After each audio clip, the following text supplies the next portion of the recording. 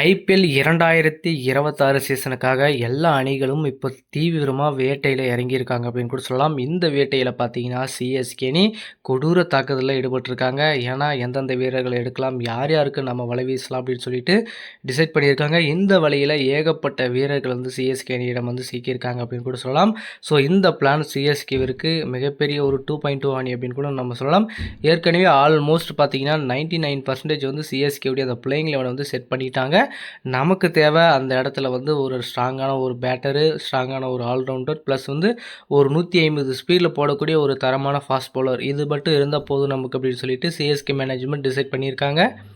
இந்த டிசைடில் இந்த 2025 சீசனில் இருந்த இந்த பிளேயிங் 11 ஆகட்டும், ஸ்குவாட் ஆகட்டும், இதில் வந்து எந்த மாதிரியான மாற்றங்களை வந்து சிஎஸ்கே அணி பண்ண போகிறாங்க அப்படின்றத பார்த்தோம்னா, ஏகப்பட்ட மாற்றங்கள் இருக்க போகுதுங்க. இந்த மாற்றத்தில் ஏகப்பட்ட வீரர்கள் அணியிலிருந்து நீக்க போகிறாங்க அப்படின்றது நமக்கு தகவலை வந்து சொல்லியிருக்காங்க.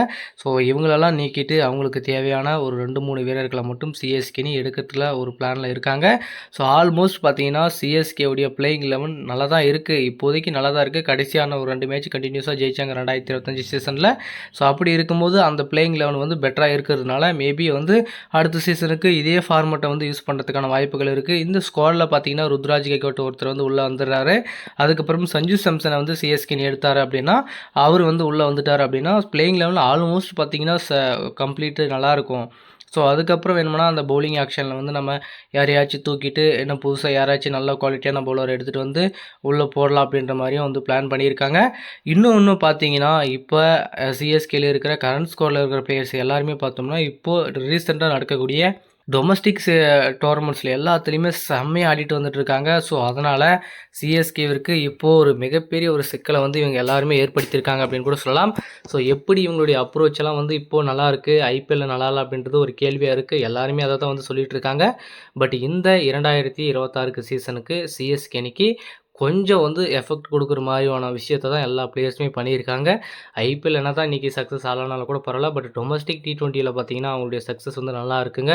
ரவிச்சந்திரன் அஸ்வின் ஒரு பக்கம் செம்மையாக ஆடிட்டு வந்துட்டுருக்காருங்க. எலிமினேட்டர் போட்டியில் பார்த்தீங்கன்னா கிட்டத்தட்ட 83 ரன் அடித்து அவங்க டீமை வந்து குவாலிஃபை 2க்கு வந்து எடுத்துகிட்டு போயிருக்காரு.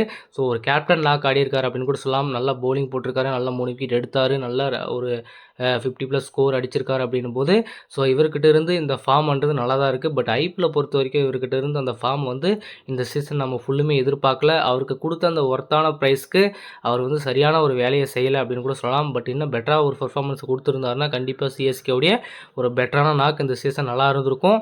பட் அவர் கொடுக்காதது ஒரு மிகப்பெரிய ஒரு அதிர்ச்சியாக தான் இருந்துச்சு. பட் இருந்தாலுமே எல்லாருமே எதிர்பார்த்தோம் அவர்கிட்ட இருந்து நல்ல பர்ஃபார்மன்ஸ் வரும் அப்படின்ட்டு. நல்ல ஆப்பர்ச்சுனிட்டியும் கொடுத்தாங்க. பேட்டிங்கும் ஆப்பர்ச்சுனிட்டி வந்து டாப் ஆர்டரில் மேலே ஏறி ஆட வச்சு ஒரு ஆப்பர்ச்சுனிட்டி அவங்க கொடுத்தாங்க. பட் அதையும் அவர் வந்து யூஸ் பண்ணிக்கல.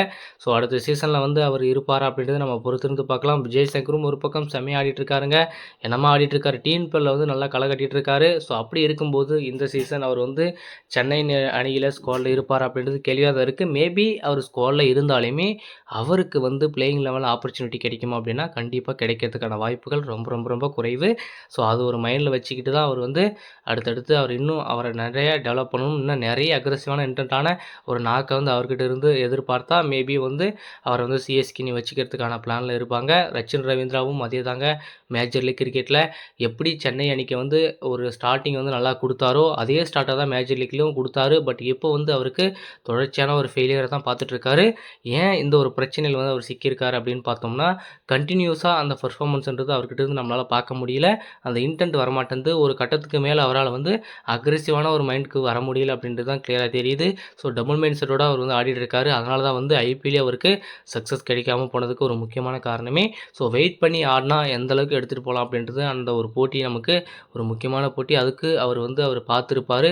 ஸோ அப்படி இருந்து அவர் வந்து அடுத்தடுத்து வரக்கூடிய போட்டியில் வந்து தொடர்ச்சியான ஒரு ஃபெயிலியர் தான் வந்து பார்த்துட்டு வந்துட்டுருக்காரு.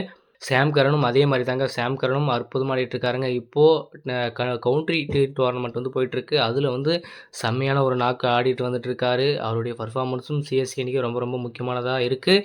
பட் 11ஸில் இருப்பாரா அப்படின்றது ஒரு டவுட்டாக தான் இருக்குங்க. ஏற்கனவே சிஎஸ்கே அணி ஆல்மோஸ்ட் 11ஸ் வந்து கம்ஃபர்டபுளாக இருக்காங்க. ஸோ அதுலேயும் ஒரு சில மாற்றங்கள் இருக்கும். ஆனால் வந்து யார் யாரை மாற்ற போகிறாங்க, யார் யார் எடுக்க போகிறாங்க அப்படின்றது ஒரு கேள்வியாக தான் இருக்குது. ரவீந்திர ஜடேஜா சொல்லவே தேவையில்லைங்க. என்னமா ஆடிட்டுருக்காருங்க டெஸ்ட்டில் இங்கிலாண்டில். வேறு மாதிரியான ஒரு பார்ட்னர்ஷிப்புங்க. என்ன நாக்குங்க. ஒரு சாலிடான ஒரு நாக்குன்னு கூட சொல்லலாம். குரூசியல் டைமில் ஒரு அற்புதமான பார்ட்னர்ஷிப் அவரும் கில்லும் சேர்ந்து கிட்டத்தட்ட ஒரு 200 ரன் அடிச்சிருக்காங்க. ஒரு நல்ல நாக்கு. அவர்கிட்ட இருந்த ஒரு சதம் எதிர்பார்த்தோம். பட்டு அந்த சதம் வந்து வராமல் போயிடுச்சுன்னு கூட சொல்லலாம். பட் இன்னும் அவர் ஆடி இருந்தாருன்னா கண்டிப்பாக ஒரு நல்ல நாக்கு ஆடி இருப்பார். ஒரு நல்ல இன்னிங்ஸ் ஆடி கொடுத்துருப்பாரு. அவருடைய பர்ஃபார்மன்ஸு சிஎஸ்கேனிக்கு ரொம்ப ரொம்ப முக்கியம். அடுத்த சீசனுக்கு கண்டிப்பாக ஒரு நல்ல ஒரு இன்னிங்ஸோட கம்பேக் பண்ணி வருவார் அப்படின்றது எதிர்பார்ப்பு இருக்குது. இந்த சீசனும் ஒரு பெட்டரான நாக்கு கொடுத்துருக்காரு. நல்ல ஸ்பெல் போட்டிருக்காரு. நல்ல ஸ்கோரும் பண்ணியிருக்காரு அப்படின்போது கண்டிப்பாக ரவீந்திர ஜடேஜாவுக்கு அடுத்த சீசனில் வந்து சிஎஸ்கேனிக்கு இன்னும் நிறைய ப்ரியாரிட்டியான விஷயம் வந்து நடக்க போகுது. நூர் அகமதுங்க. ஸோ இந்த இடத்துல எப்படி நம்ம ஐபிஎல்ல வந்து ஹையஸ்ட் விக்கெட் டேக்கராக இருந்தவரோ ஸோ அதே மாதிரி இப்போ மேஜர் லீக் கிரிக்கெட்லேயும் அற்புதமாக போட்டுட்டு வந்துட்டுருக்காரு. ஸோ அங்கே எப்படி ஸ்டார்டிங்கில் ஒரு 5 மேட்ச் நல்லா கண்டினியூஸாக போட்டாரோ அதுக்கப்புறம் வந்து ஒரு மீண்டும் வந்து அதே த்ரோ பேக் போயிட்டு அந்த அதிகமாக ஸ்கோர் கொடுக்குற இந்த மாதிரி ஒரு இன்டென்ட் வந்து அவர்கிட்ட வந்துடுச்சு. ஸோ மேஜர் லீக் கிரிக்கெட்லேயும் அதே ஒரு தப்பை தான் பண்ணிகிட்ருக்காரு. ஸோ அவர்கிட்ட இருக்கிற அந்த ஸ்ட்ரென்த்துக்கு போடாமல் இன்னும் எக்ஸ்பென்சிவாக டிஃப்ரெண்ட்டாக யோசிக்கிறன்ற பேரில் நிறைய ஸ்கோரை வந்து கொடுத்துட்டு வந்துட்டுருக்காரு. ஸோ அதை கொஞ்சம் அவங்க வந்து மாற்றினாங்கன்னா கண்டிப்பாக இன்னும் சிஎஸ்கேக்கு ஒரு பெட்டரான ஒரு பவுலிங் ஆப்ஷனாக இருக்கும். ஸோ அதை நூர் அகமது அவர்கள் கண்டிப்பாக பண்ணுவார் அப்படின்றது ஒரு எதிர்பார்ப்பு இருக்குது. ஸோ இந்த ஆப்ஷனில் வந்து நூர் அகமது கண்டிப்பாக அந்த மேஜர் லீக்கில் இன்னும் லீடிங் விக்கெட் டேக்கராக வந்து இன்னும் ஐபிஎலுக்கு ஒரு பெட்டரான ஒரு இதோட வரப்போகிறார் அப்படின்றது ஒரு நம்பிக்கையாக இருக்குங்க. ஸோ அதே மாதிரி இந்த ட்ரேட் ஆப்ஷனில் வந்து சிஎஸ்கேனி ஒரு ட்விஸ்ட் வச்சுருக்காங்க. இந்த ட்விஸ்ட்டில் வந்து யார் சிக்க போகிறாங்க அப்படின்றது ஒரு கேள்வியாக இருக்குது.